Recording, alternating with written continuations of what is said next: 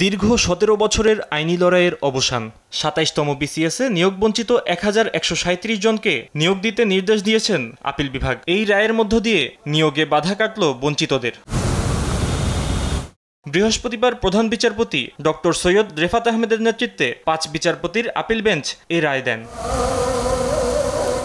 2007 সালে 27তম বিসিএসে প্রথম মৌখিক পরীক্ষায় উত্তীর্ণ হন বিভিন্ন ক্যাডারের এই 1137 জন। এরপর 111-এ তাদের সেই নিয়োগ চূড়ান্ত না করে আইন বহির্ভূতভাবে দ্বিতীয় ভাইভায় ডাকা হয়। শুরু হয় আইনি লড়াই। হাইকোর্টের এক বেঞ্চ 1137 জনের নিয়োগ বৈধ বললেও আরেক বেঞ্চ দ্বিতীয় ভাইভাকে বৈধতা দেন। বাড়ে অপেক্ষা।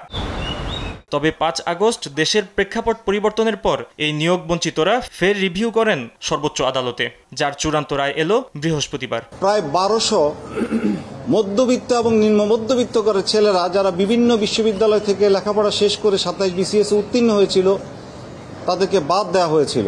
সে আগের বৈধতাকে অবৈধ ঘোষণা করে আপিল বিভাগের রায় পুনর্বিবেচনা করে হাইকোর্টের রায় বহাল করা হয়েছে এবং আপিল বিভাগের আগের রায় বাতিল করা হয়েছে। 27তম ব্যাচে ইতিমধ্যে যারা নিয়োগপ্রাপ্ত হয়েছেন তাদের সঙ্গে নোশনাল সিনিয়রিটি পাবেন, অর্থাৎ ধারণাগত জ্যেষ্ঠতা সহ তারা চাকরিতে নিয়োগ পাবেন ইনশাআল্লাহ। আইনজীবীরা জানান এটি ঐতিহাসিক রায়, তবে রাজনৈতিক কারণেই এমন দুর্ভোগ নেমেছিল বলেও জানান তারা।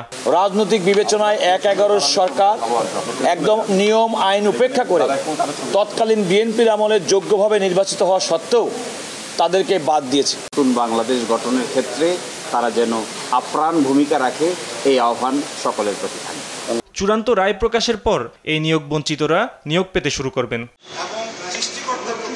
ফাহিম ইউসুফ, দেশ টিভি, ঢাকা।